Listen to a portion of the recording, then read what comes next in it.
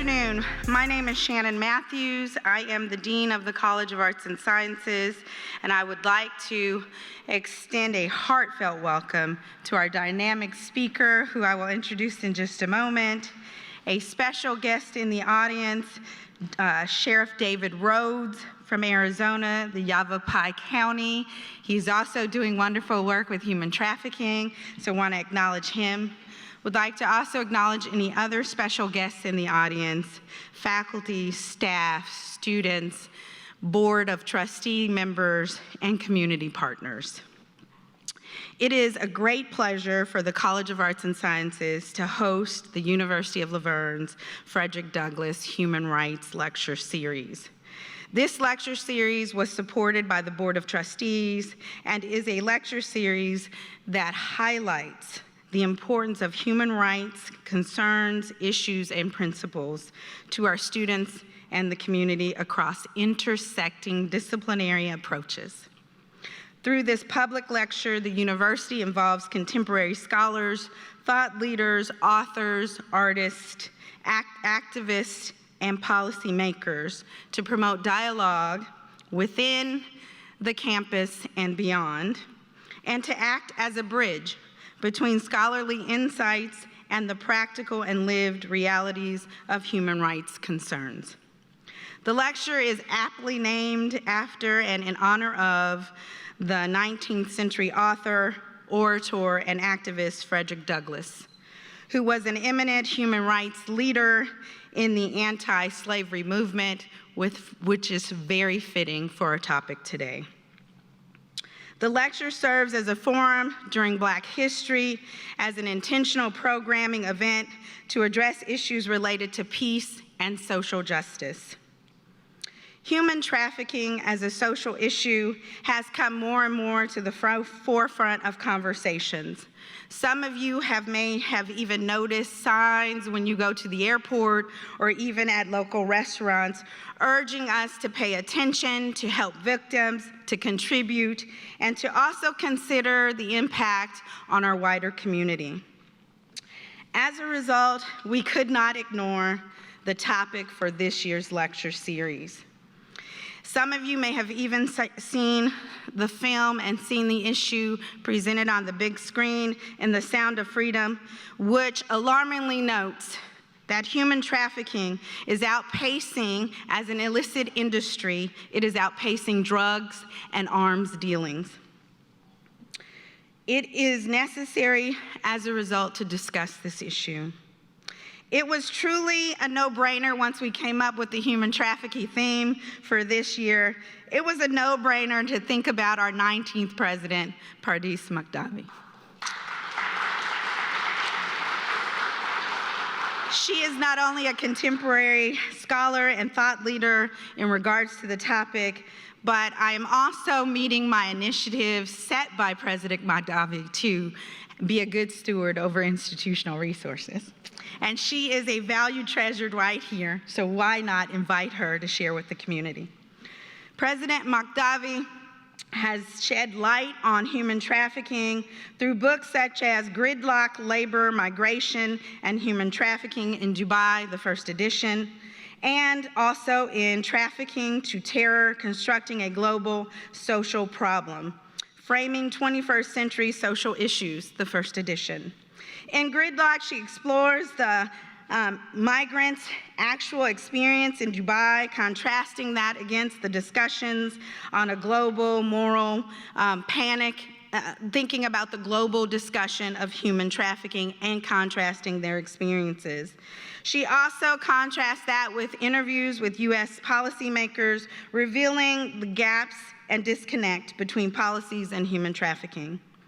In her book, From Trafficking to Terror, she also examines how the socially constructed war on terror and the war on trafficking are linked through discourses that not only combine the two, but help promote an anti-Muslim sentiment, and presents the need to challenge the idea of trafficking and terror paradigm and rethinks approaches to the larger scale challenges that this topic presents. So she is a fitting scholar to share with us on this topic. Please help me welcome to the podium our 19th president, scholar, and thought leader, Pardis Mahdavi.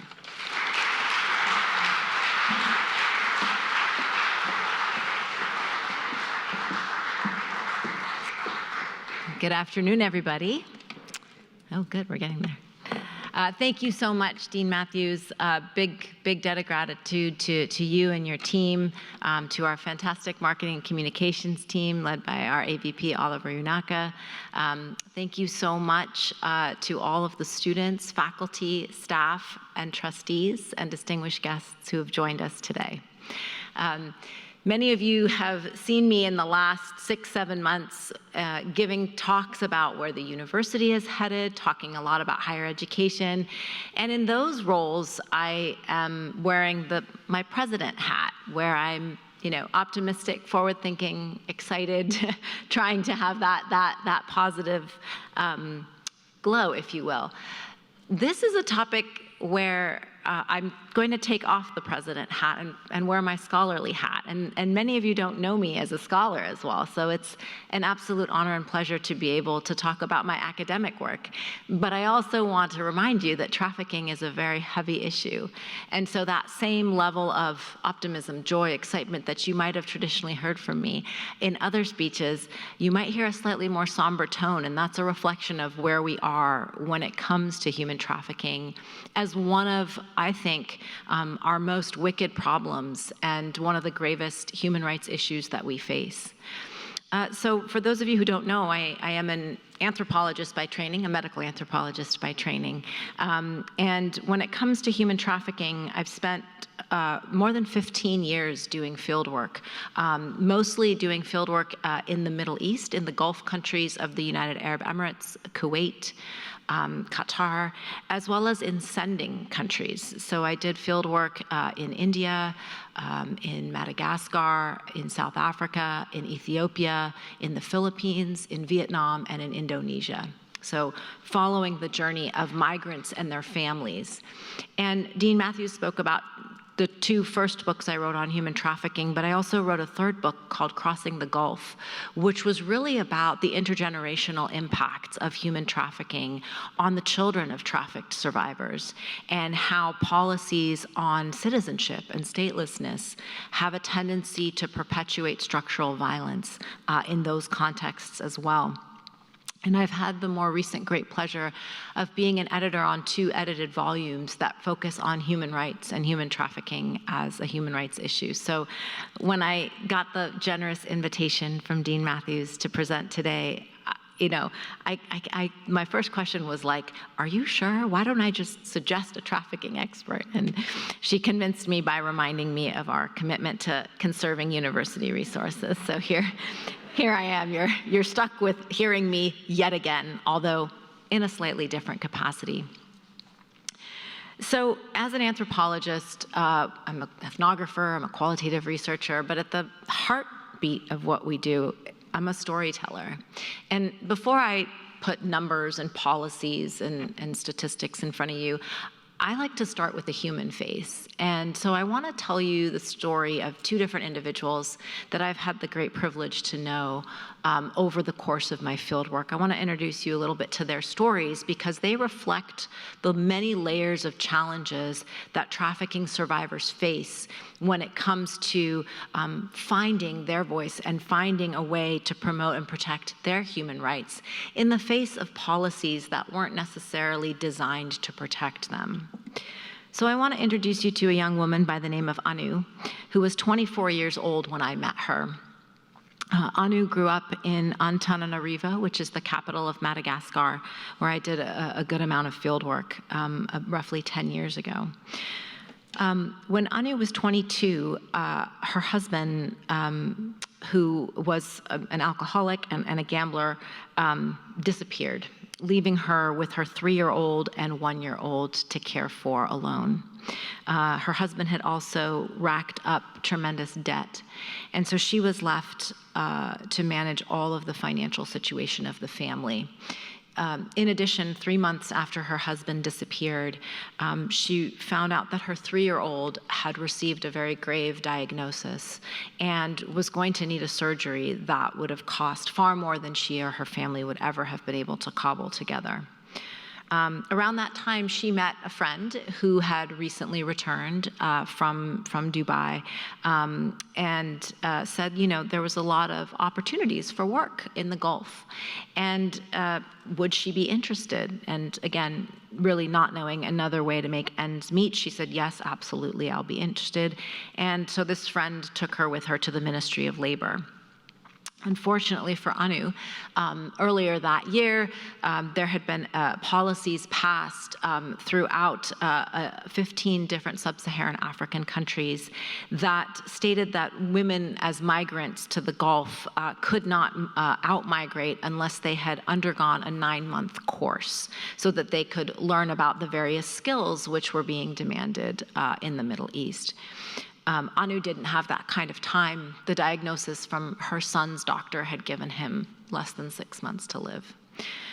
Defeated, she began walking home, and on her way home, an unscrupulous middleman recruiter, which is not uncommon, found her and asked what she had been doing at the Ministry of Labor. She told the story, and he said, well, I can get you there, and I can guarantee you the equivalent of $900 a month if you just come to the Comoros Islands, and then I'll take you to Dubai, where you will be able to work in the school as an assistant to the school teacher.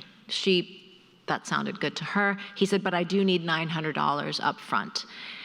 She borrowed from friends and family, paid the middleman recruiter, went to Dubai, and of course was promptly placed not in a school, but in the home of a family there. In the course of that time, she was assigned as a domestic worker. She was made to work 18 hours a day, very little food or sleep afforded to her. And at one point when she agitated for her wages, her employer raped her. After she was raped, she soon discovered that she was pregnant and decided to go to the police station in Dubai to report the rape and seek out prenatal services. Unfortunately, what Anu didn't know is that women in kafala countries, and of course kafala has since been reformed, but at the time, and this is still the case on an operational level, women are contractually sterilized. That's a term I've used. In essence, the contracts stipulate that when women are in country, that when migrants are in country, they are not permitted to engage in any kind of sexual relations. Any evidence that they've engaged in sexual relations is grounds for immediate arrest and imprisonment. So, Anu going to the police with a visibly showing pregnant belly was a visible marker that she had violated a contract that she did not even sign. So she went illegally into the legal economy. Again, we shade between legal and illegal, and that's gonna be important. But she was immediately arrested. When she told them that she had been raped, they said, prove it. Very challenging to do that. And her employer said that he had had nothing to do, of course, with the situation. She was then kept in prison until she had the baby. When the baby was born, she spent the first 6 months in the prison nursing the baby, and then at the end of 6 months, she was deported, but the child was stateless because, of course, citizenship passes through the father. And they don't have birthright citizenship in the Emirates. So the child was stateless and could not return home with his mother. So she was sent home. She was deemed an unfit mother, and she was sent home only to realize that her 3-year-old was on the brink of death. And so she, again, allowed herself to be smuggled, this time into Saudi Arabia, and I never heard from her again. I had the great fortune of knowing her briefly while we were advocating for her case in court, which was ultimately dismissed. The next person I want to introduce you to is a man named Ravi. Ravi hails from the state of Kerala in India. Ravi made the decision to migrate after his dad died, and his dad had been the primary breadwinner. His mom was also sick, and he was going to have to support the family. They were 7 siblings. Ravi had trained to be a chef, had trained to be a cook, and he had heard about employment opportunities in Kuwait. When he went to seek out these opportunities, they asked him what his skills were. He said chef, and they said, okay, you're going to migrate to Kuwait and work as a chef. When he arrived in Kuwait, he was placed on a U.S. military base, and his assignment was cleaning septic tanks. Up to 20 hours a day.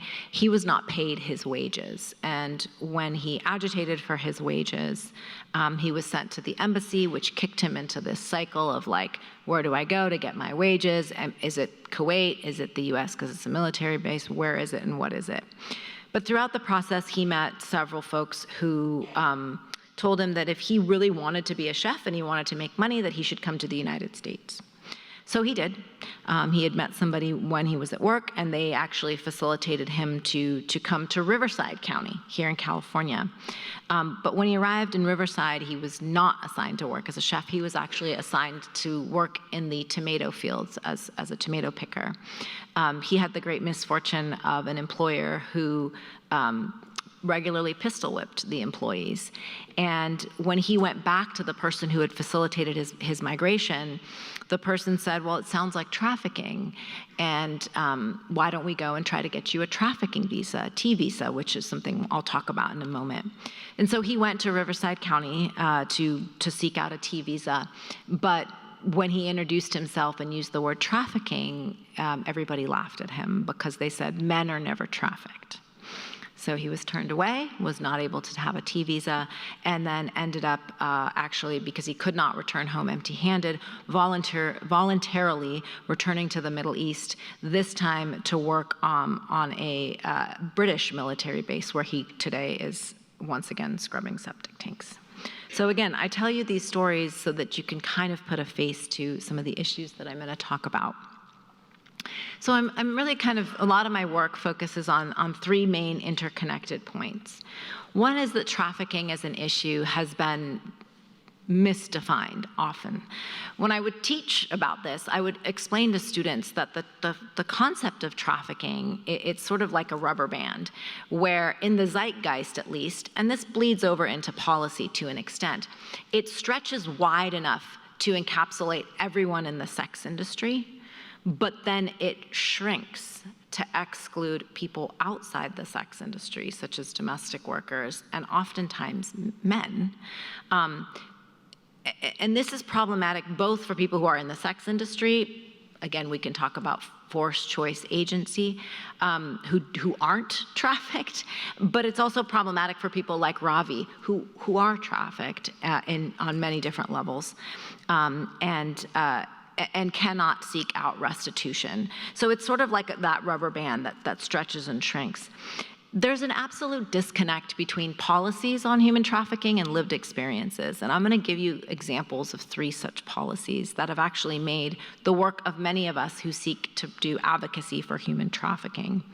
And then, you have this issue of campaigns, of social justice campaigns, that rather than seek to provide restitution or that seek to elevate the issue or seek to strengthen policy on human trafficking, they are conflating the issues, right? And so kind of at the heartbeat of what at least 2 of my books were on was that trafficking as a concept has been raced, classed, and gendered.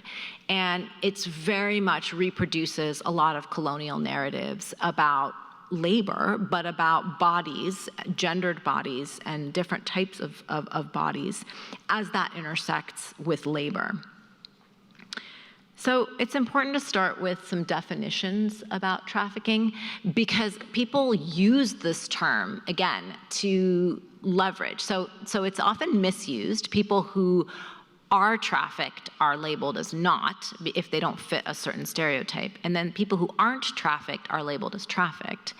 And then you have the issue of foreign policy using trafficking as a way to go around other maybe potentially more diplomatic channels. But so the official definition of trafficking is from the Palermo Protocol.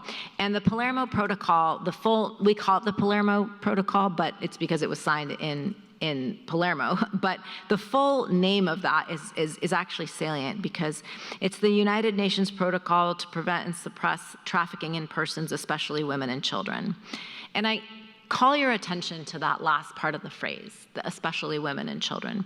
It leaves out non-binary and men, individuals, but also equally problematically, the constant repetition of women and children, women and children, women and children gets us to a place where women are infantilized as children, right? And so it can be kind of a reification of a problematic trope, if you will. The other thing to note about the Palermo Protocol is that it operates and is housed in the United Nations Office on Drugs and Crime, which is a curious place for a human rights document. Nevertheless, this is the official definition: the recruitment, transportation, transfer, harboring, or receipt of persons by means of the threat or use of force or other forms of coercion, abduction, fraud, deception, of the abuse of power, or of the giving or receiving of payments or the benefits to achieve the consent of another person for the purposes of exploitation. It's a mouthful. We just say force, fraud, or coercion. But that's really important to think about because it doesn't say anything about gender or age, right? It's force, fraud, or coercion, and it doesn't talk about the particular industry. So again, much of trafficking is outside of the sex industry. We'll come back to that.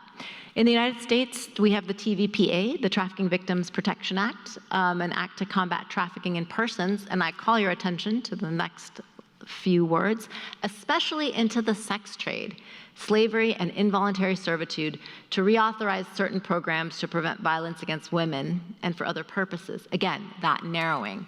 TVPA, Congressional Order HR 244, was signed into effect by Bill Clinton, but it was reauthorized by George W. Bush. And that's the distinction that was then made between trafficking and severe forms of trafficking. That's the TVPRA. And only the latter are seen as deserving of a T visa here in the United States. And so each state does it a little bit differently. But for the longest time in California, the threshold of abuse was so high that if somebody had experienced force, fraud, or coercion, but hadn't been sexually violated, we couldn't get them a T visa that would keep them safe long enough to testify against their traffickers. It's also of note that the way in which that bill was crafted, 5,000 T visas per year were supposed to be given out. But in a 10-year span, between 2007 and 2017, even a total of 5,000 hadn't been given out. That was, again, because the threshold was so high. It was very difficult to have that. So I mentioned that, that both in the zeitgeist and at the policy level, the discourse around trafficking is very much influenced by race and gender and class. So it's salient to note that this year marks the 23rd anniversary of both the War on Terror and the War on Trafficking. So interestingly, the TVPA was written the same year that 9/11 happened. And so you have a little bit of this moral panic thing going on. So while the TVPA was architected before, and the word trafficking was starting to enter the zeitgeist, it actually wasn't until after 9/11 that it got some legs. And that was part of a much larger moral panic around what Sam Huntington has called the clash of civilizations. And so it's not an accident that the war on terror and the war on trafficking kind of collided in these really interesting ways. Particularly during the war on terror, this Islamophobia that introduced a trafficking and terror paradigm without any data. So there are very robust data on the connections between trafficking in persons and trafficking in drugs. However, trafficking and terrorism, that was a trope that was introduced as part of a much larger campaign around Islamophobia. So the war on terror, absolutely, this is Mahmoud Mamdani's work, sought to carve the world into good Muslims versus bad Muslims. And then there was a new category introduced called terrifying Muslims. And the war on terror was very much a hyper-masculinized trope to paint kind of the world into villains and victims. Many people saw it, that the war on trafficking then was the hyper-feminized antidote to the hyper-masculine war on terror. And you had a lot of savior narratives that were introduced. And this is from Layla Abu-Luqod, who's an anthropologist who was one of my mentors. This notion of the need to save brown women from brown men. These were the narratives that you heard a lot, and you heard them as justification for a lot of U.S. foreign policy in the Middle East. People used this need to save women, and trafficking was introduced. And again, there's this kind of conflation of issues.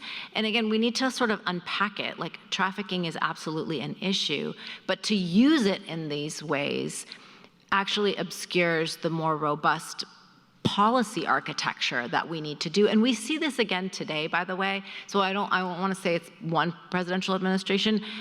Today we see this in the way in which the Biden administration has tethered border funding to Ukraine. You see this sort of playing on a certain type of moral panic to pull at the heartstrings of a population in order to have a certain type of foreign policy gain. There's no real reason for them to tie those two together at the federal level. However, it's been done over and over again, and that's what a lot of my research showed.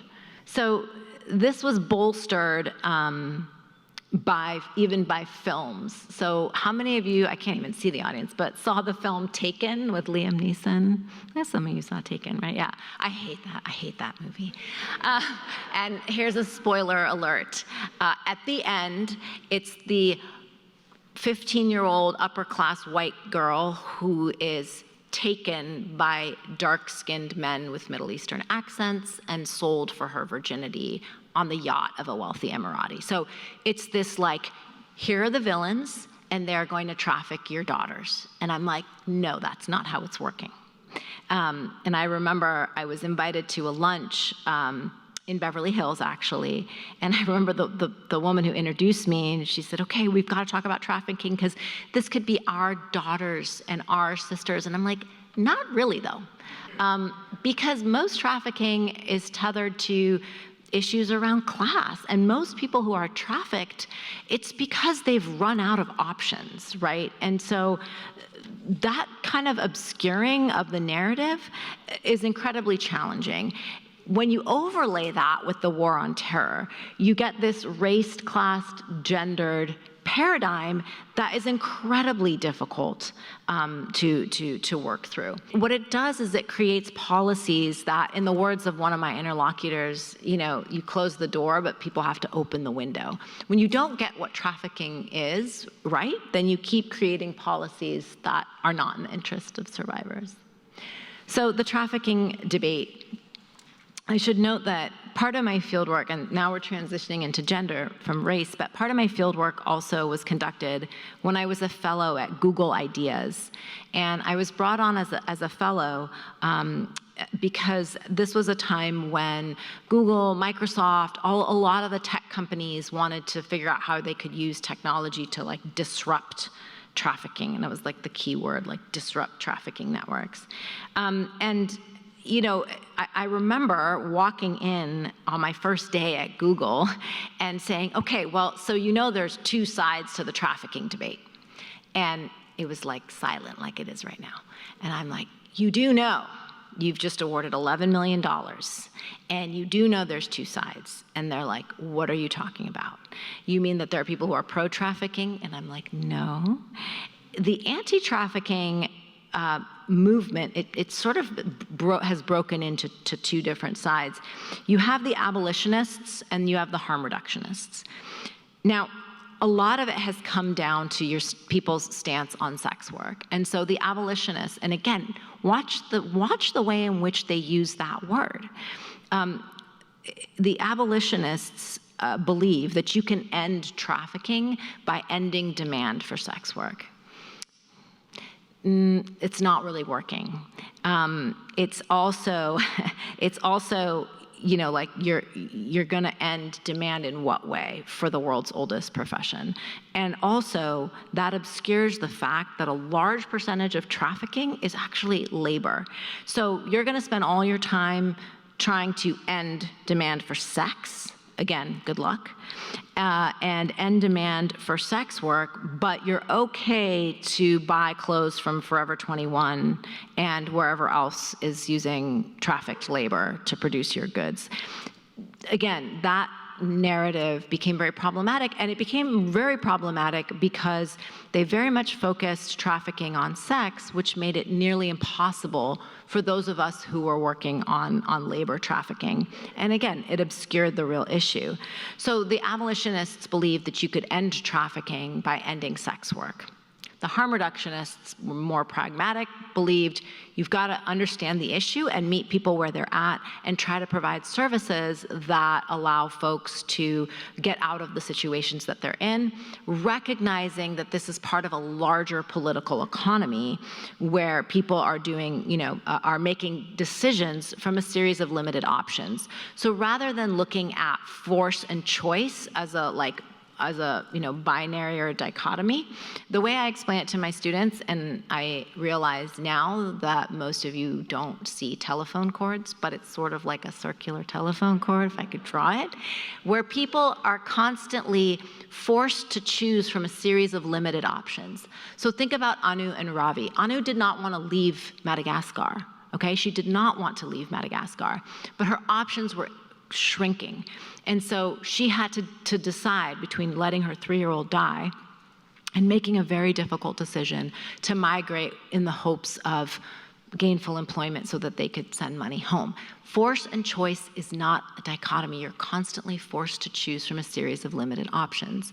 But when you reduce the debate in this way, it becomes very challenging to start to look at, well, what are the push and pull factors? And what are the larger political economic things at play that result in people having to choose from a series of limited options?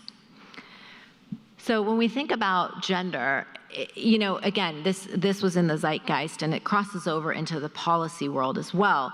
Women who were in sex work were seen as trafficked, and this was evidenced by rescue efforts that oftentimes consisted of brothel raids where women in the sex industry, again, it's sort of like forced choice. Many of them would say, look, I'm choosing from a series of limited options.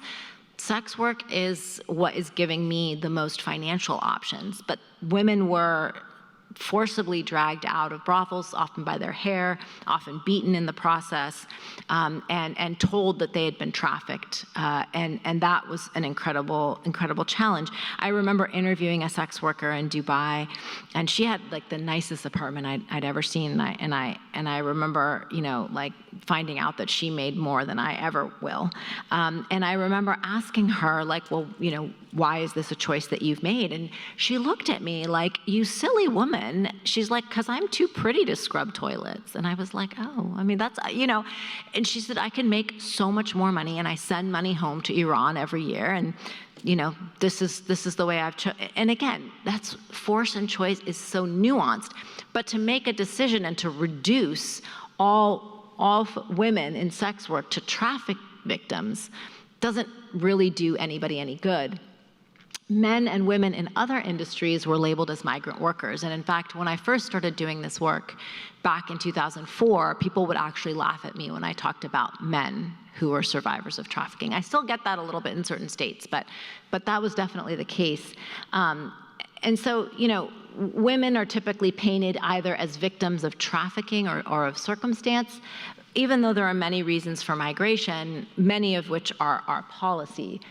Men are conceived of as migrants and never trafficked. There are limited outreach venues globally for male workers in need.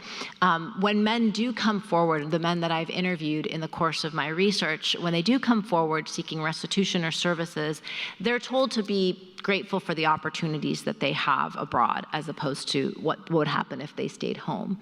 So again, the migrants' rights movement to reform kafala in like 2010 and 2012 was eclipsed by the global moral panic about trafficking. So for those of you who don't know, the labor system, which is called kafala in the Gulf states, was actually modeled on the United States bracero system. How problematic is that?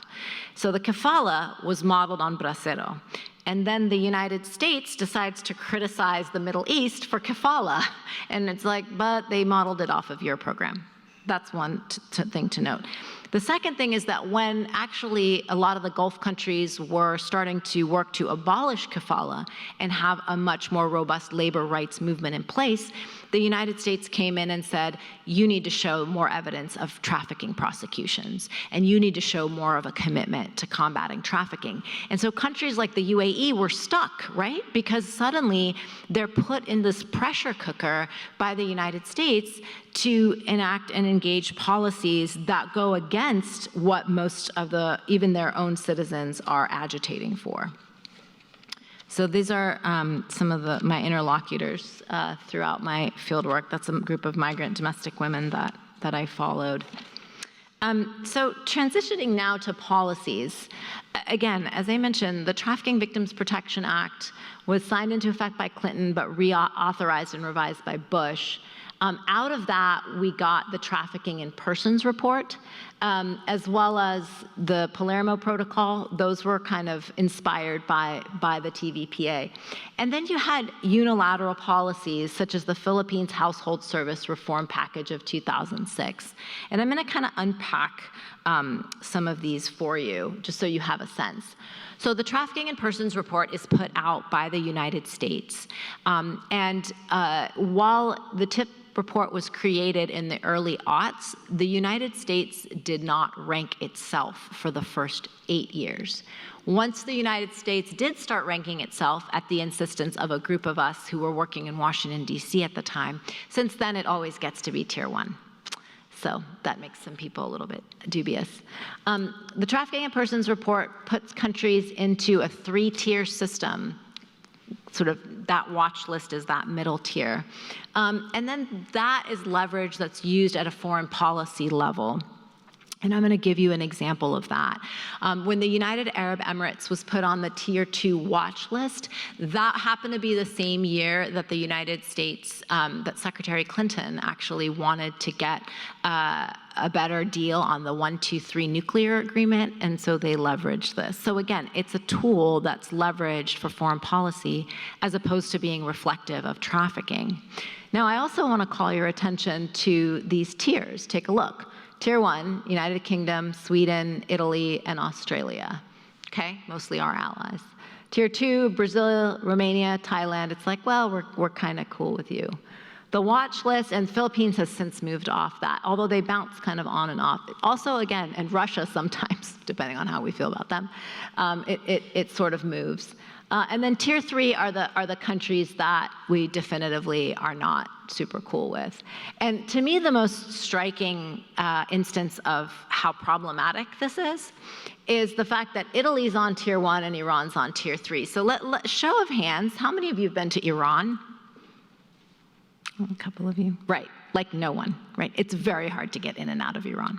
And when I asked the representative for the TIP report why the United States had put Iran on Tier 3, nobody could answer, and they said, well, I think it's just easier to leave them there because we're sanctioning them anyway. Again, undermines the teeth.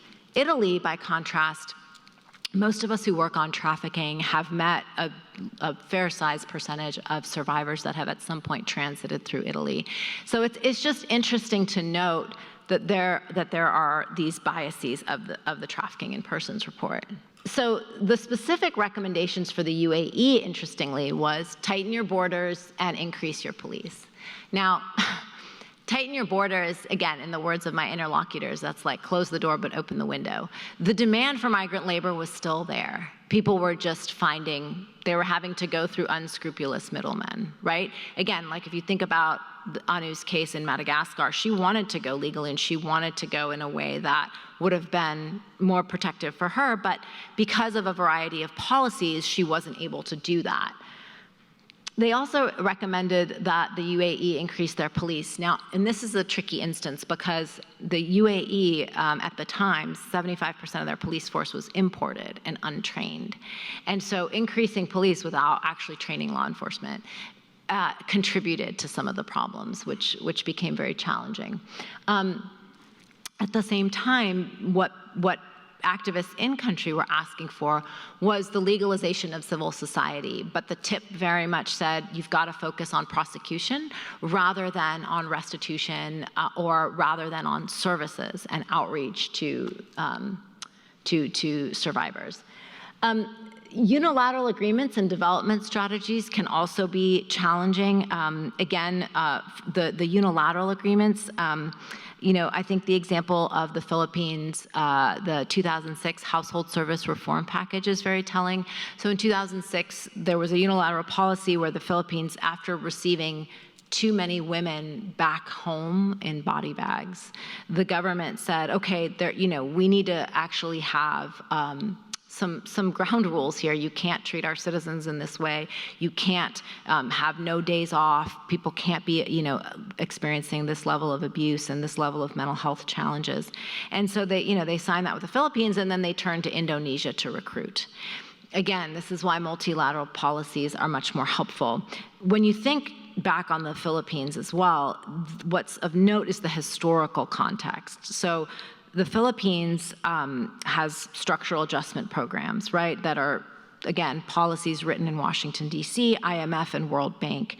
The structural adjustment policy program, they have tethered the debt relief of the Philippines to migrant remittances, right? So policy drafted in D.C. about the lives of people in the Philippines. Tethered their debt relief to migrant remittances. We know that women remit at twice the rate as men. So what does that mean? That means that a government like the Philippines is more invested in sending women abroad than in finding jobs at home. And what does that lead to? 60% of kids in the Philippines grow up without their moms because they are very much upholding the care economy. So that gets into sort of intimate labor. But again, the idea is just to note misguided policies can sometimes create more problems than they solve. We need to be a little bit more honest about what trafficking is and it isn't.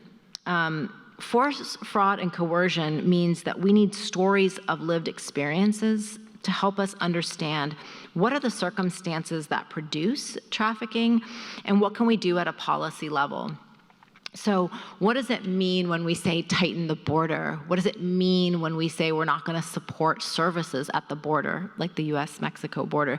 That means that the field is open to unscrupulous middlemen recruiters, and that's typically where trafficking breeds, right? And so, again, when we're not honest about what it is and we have this assumption that it's really just about the sex industry or it's really just a problem over there, we're not able to actually craft policies that allow for the protection of the human rights of those who are most impacted. And again, that's where you'll see my refrain. That's probably the one crossover between my two hats is data.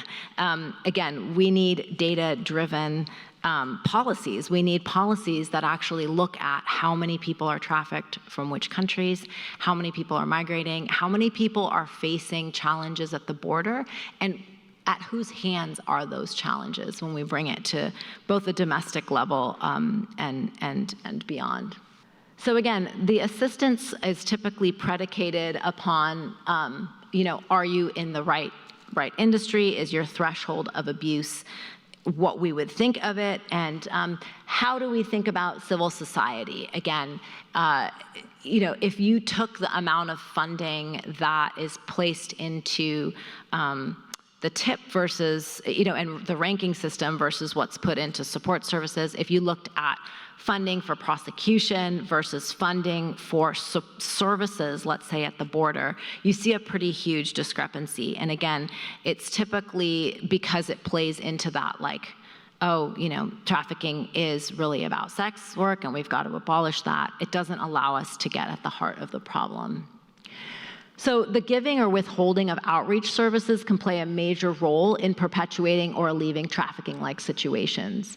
And this is where we start to get into legal productions of illegality. You start to shade, right? And again, when you don't provide the services that folks need, and when you actually create a situation that doesn't look at the historical context of push forces and pull forces, right? So we see this right now at the U.S.-Mexico border, right? People are coming. They're told that there's a lot of jobs here. They're told, that there's a demand for work here. There's also very serious push factors in a lot of the countries that they're coming from. But then we don't have the infrastructure, right? And then we're saying, okay, well, we're really just going to tether the money that goes to the border to the money that goes to Ukraine. Again, not recognizing that by doing that, you create a trope that elides the actual heart of the problem. And I do want to just note that for a long time, human trafficking was not seen or embraced by the human rights community. And the reason for that was it was seen as like too much of a hot button issue. They're like, we don't understand, there's this anti-trafficking, pro-trafficking, there's all this race and class, we don't even want any part of it.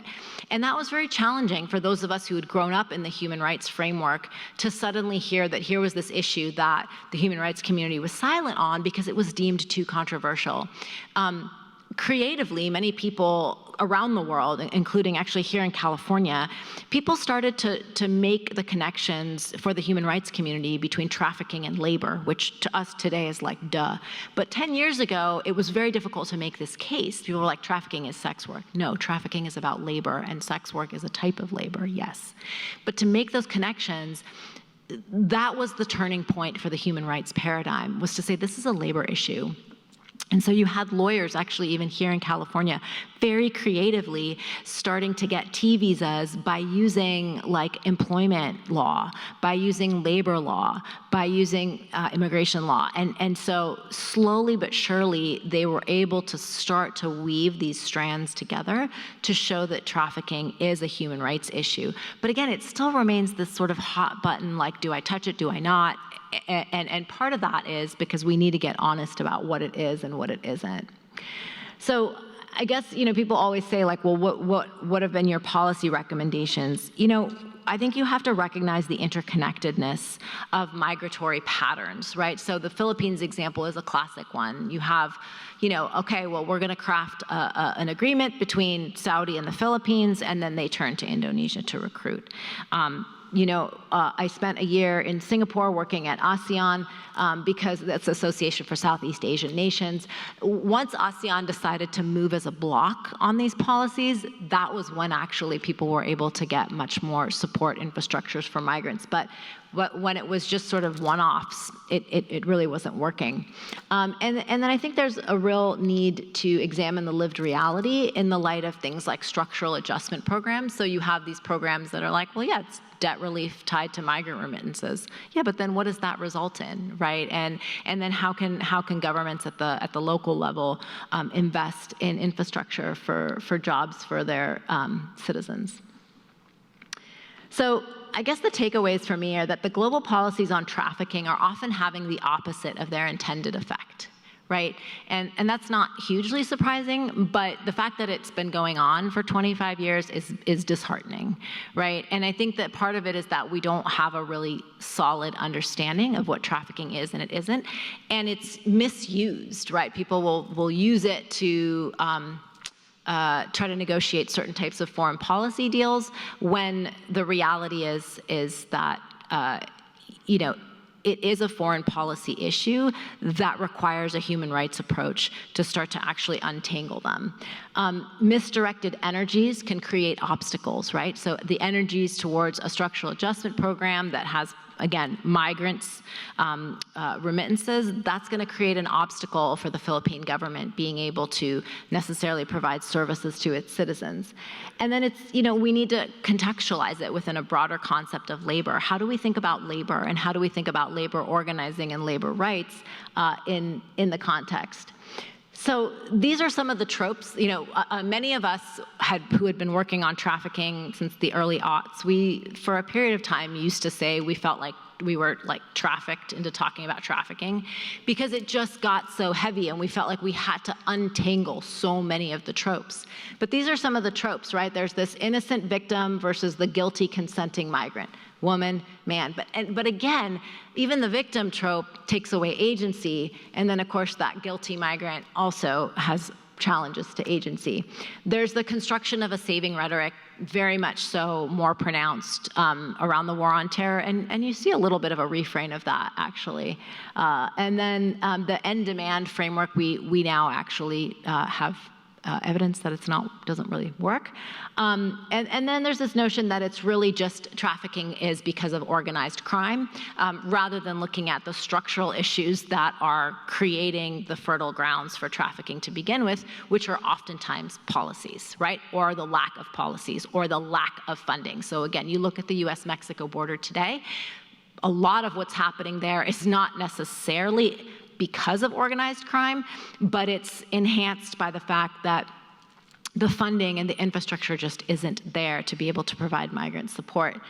And then you've got issues of structural adjustment policies, poverty, inequality, and migrant remittances that are very rarely taken into account in the trafficking framework.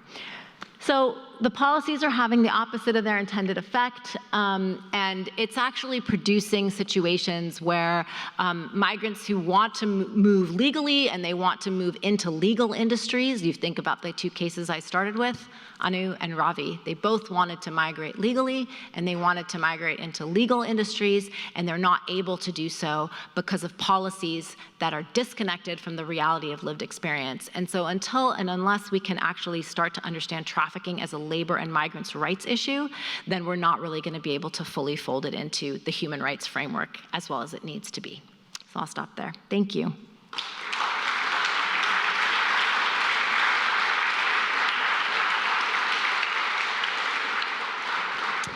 In your 15 and more years working on this very serious issue, has it gotten worse, or is it getting better and worse the future going, as far as your analysis? That's a good question. I think that it's, this is like a politician answer, it's both. I think there are things that have gotten better. So I think that, for instance, we do give out more T visas now, right? We are able to do that. Now, the flip side of that is survivors say, I become a professional witness, especially in California. It's funny, I've returned here after 7 years, and I've recently connected with folks who tell me, Pardis, remember how I was testifying in court for restitution when you left here in 2016, 2017? I'm still in court. Like, I'm a professional witness. Like, it's so difficult, right? So yes, we have more T visas. However, we're making life for survivors very, very difficult. Yes, we are better at understanding that all trafficking is not just sex. However, we're still tethering trafficking, very real issues like at the border, to what's happening in Ukraine, right? So it's like, yes, no, yes, no. I think we have a more, we're moving towards a more nuanced understanding of trafficking, but I don't think that our policies quite reflect the shift in the zeitgeist, I think is how I would say it. How would your talk speak to issues here in the U.S. of people being trafficked within the U.S.? Mm-hmm. I mean, here in LA County, whether it is for labor exploitation and involuntary servitude in that way, or whether it's on our streets also, mm-hmm. and in a sexualized exploitation form, women and girls particularly, but not only here domestically. What do you think about that? Thank you. Thank you, Alessandro. Obviously, my colleague is probably better suited to answer the U.S. questions. I think there are certainly parallels between what I observed in Dubai and what we see here. And I was involved in Los Angeles prior to leaving, and then I was very involved in Arizona. I think one of the biggest shifts, though, is that law enforcement want to partner with those of us, who are working on the advocacy side. And so it's starting to move out of a criminalization framework here. So I shared that, Anu went to Dubai to tell what had happened to the police, and she was locked up, right? That was that sort of criminalization framework. I think here we're moving away from that. It's not perfect. But I do think that, one of the most serious issues that we're facing is what's happening at the US-Mexico border, because people are becoming vulnerable to trafficking because we're not supporting the services at the border. And so that's something I think we need to take very seriously. Maybe a follow-up question to that question was, if maybe you can offer maybe some more clarity on the role that like guest worker programs play in your kind of framing of or reframing of trafficking. Yeah. Like thinking Kafala. Yeah. Yes. Yeah, kafala. Which you said was modeled on the U.S. Bracero program Correct. of the 40s through 1960s. Correct. And I know more recently, especially during the Bush administration, for instance, there were efforts to create new guest worker programs with Mexico because of the needs for labor here. Correct. And how that created these other sort of situations for exploitation of migrant laborers under the pretext of U.S. guest worker programs now in the 2000s were supposed to be dramatically different from, say, the Bracero program From the 1940s. of the mid-20th century. Yeah. So how would guest worker programs or more recent iterations of that, like in the U.S. context or another context, how does those fit within your redefinition and reframing of how we should conceptualize trafficking? Yeah, I mean, I'll just say, some of the challenges, both when you look at Bracero and when you look at Kafala, here's a great example. In the Kafala program, the way in which it was structured is that a migrant's residence in, let's say, in country was dependent on their kafil or their sponsor. Okay? And it was actually written into the guest worker program that the sponsor held the passport of the migrant worker. Okay, so what that and it was the same with Bracero, right? So what that results in is if you and I have a dispute, if you're my employer and I say to you, Raul, hey, you haven't paid me in 6 weeks, there's not a whole lot I can do. You're holding my passport, and me being on this soil is tethered to you. So what are my courses of action? So that's a specific example of ways in which we'd need to rethink guest worker programs such that there are safeguards and protections in place. I really am not that learned in this, but I appreciate what you've shared with us today, myself included. And I see that you're sharing this trafficking issue with respect to migrant issue and the labor issue. And I'm really confused, especially when it comes to the labor part. And you're talking about even how it's complicated to me, and hopefully you can help with my confusion. The word that comes to my mind is slavery. Can you share with me the differences and the similarities? And maybe I'm just being too simple-minded on this, and you can help clarify. I'd appreciate that. Yes. So in the anthropological community, actually in many activist circles, in the early aughts, people used the term slavery to incite moral panic. Slavery is a system that people were being born into, oftentimes, and it eclipses the very, there is a whole history there. And to just take that history and superimpose it is not necessarily the most robust way to construct policy, because it's not necessarily a system people are born into, right? And it also obscures the very multi-layered challenges of slavery. And so there's been some pushback on using that word, which is why the force, fraud, or coercion framework, right? Because it's also the case that many people were frauded, right? I meet survivors all the time who were brought here and told, you're going to work in a hospital, and now they're at a nail salon sleeping on a mattress, in the back of the nail salon, working 18-hour days. So they are two different things, and one has a very different historical context. The trafficking framework also has a historical context. However, it's a very different one. And so I think we just have to be really, really careful about the words we use. Yeah, it's tricky. First of all, I want to say thank you for giving us such an enlightening and broad concept of this trafficking. I must say, I had a very narrow concept of trafficking and so forth. I travel a lot, and I meet a lot of people and so forth.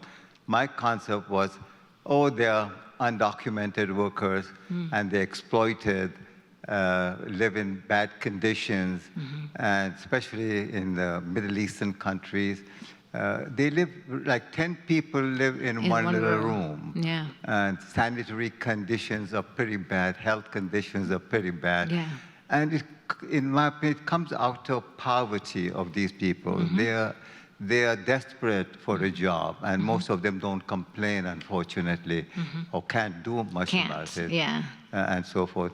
Yeah. I just want to say thank you so much for broadening, telling us about all these different aspects were involved. I was looking at a very narrow aspect, but it is such a comprehensive thing. Thank you. No, I appreciate that, Dr. Thank you Esfahani. so much. And thank you, too, for that point about, like, poverty is a root cause, right, for much of trafficking. And that's important to recognize, is those push-pull factors where poverty is a big part of that.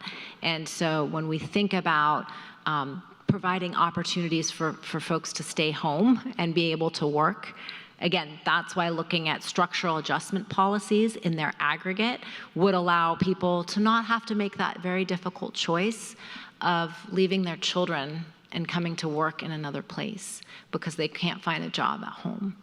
And it would make it such that this intergenerational trauma, that the children who are left behind from mothers who leave to go work elsewhere, we can start to break that cycle when we're honest about the conditions of labor and the demands of the larger political economy. So thank you so much. Thank you. Thanks, everybody. Appreciate it.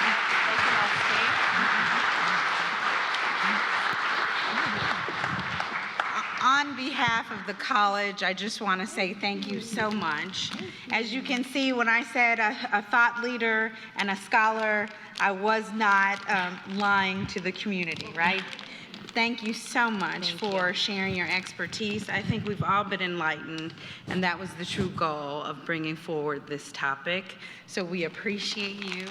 And on behalf of the college, I want to say thank you. Thank you. Thank you so much.